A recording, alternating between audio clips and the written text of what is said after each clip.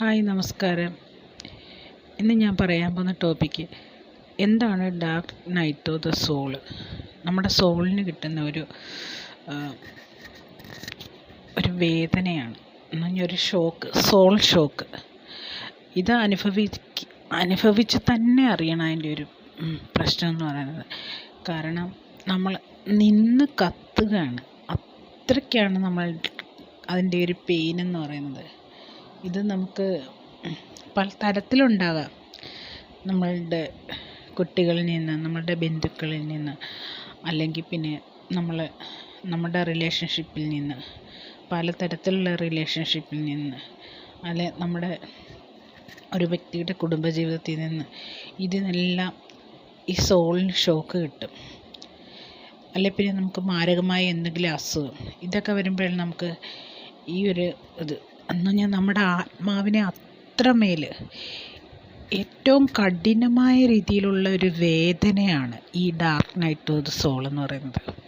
അത് ശരിക്കും എന്ന് പറഞ്ഞു കഴിഞ്ഞാൽ നമ്മുടെ ശരീരം, നമ്മുടെ ആത്മാവ് ഉള്ളിൽ തീ പൊള്ളുന്ന ഒരു ഫീലിംഗ് ആണ്.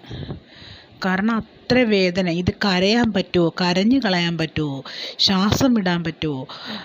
ഈ ഒരവസ്ഥയിൽ കൂടി പോകുന്നവർക്കറിയാം അതിൻ്റെ വേദന എത്രമാത്രം ഉണ്ടെന്നുള്ളത്. ഇത് കുറേ ദിവസങ്ങൾ കാണും നമ്മുടെ ഉള്ളിൻ്റെ ഉള്ളിൽ ഈ ഒരു വേദന എന്ന് പറയുന്നത്. പറഞ്ഞറിയിക്കാൻ വയ്യാത്ത വേദനയാണ് ഈ ഡാർക്ക് നൈറ്റ് ഓഫ് സോൾ എന്ന് പറയുന്നത്. അത്രയ്ക്ക് നമ്മളിനെ സോളിനെ വേദനിപ്പിക്കുന്ന ഒരവസ്ഥയാണ് അത്. ഒരു വട്ടമല്ല, പല പ്രാവശ്യങ്ങൾ വരും. പല പ്രാവശ്യം വന്ന് കഴിഞ്ഞതിന് ശേഷം നമ്മൾ പല കാര്യങ്ങളും മനസ്സിലാക്കി വരുന്നപ്പോഴാണ് ശരിക്കും പറഞ്ഞാൽ നമ്മൾ ട്വിൻ ഫ്ലെയിം ജേണിയിലോട്ടുള്ള ഒരു കടക്കം പോലും